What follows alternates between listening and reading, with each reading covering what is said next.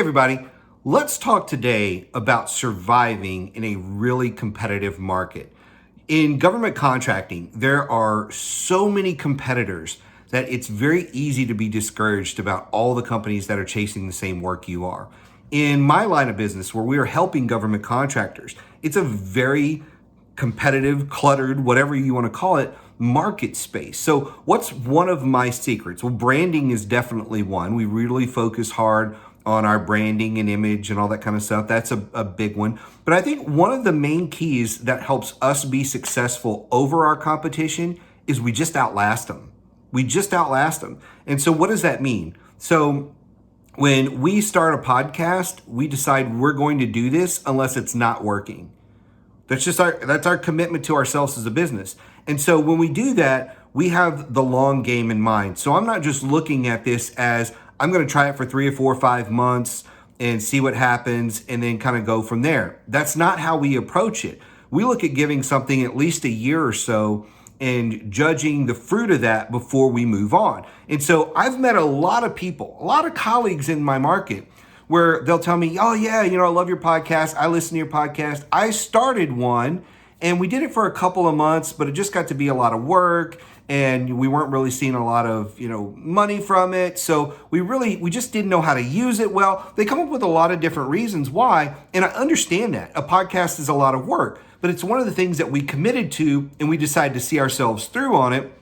So when you actually look at our podcast, we've been around for, I think, going on 6 years now.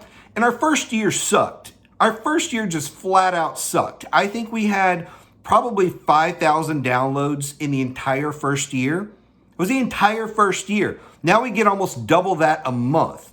And here we are in the first year not getting a whole lot of traction in it. So we wanted to see it through. And so most podcasts don't make it past about 8 or 9 episodes. Here we are going on almost 150 at this point and still going really, really strong. And so it's just one of the things we decided we were going to commit to and stick with. That's just how you have to do it.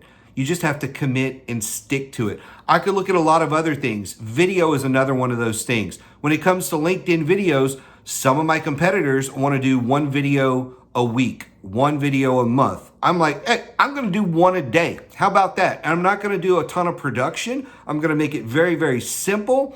And I'm going to get myself out there. And now I'm committed. And so now it's a habit in my business.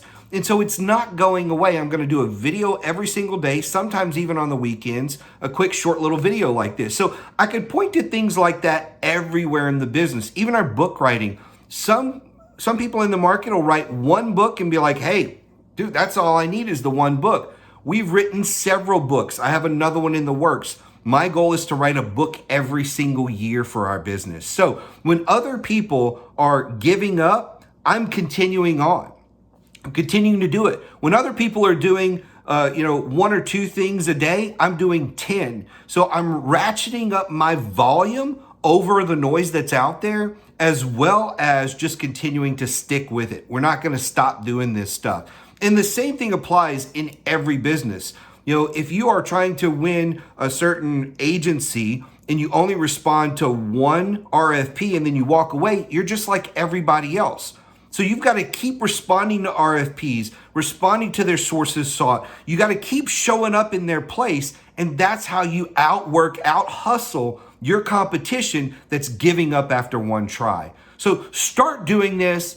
Let me hear your feedback. And if you have questions, reach out as always. I'd love to chat with you. We'll see you next time.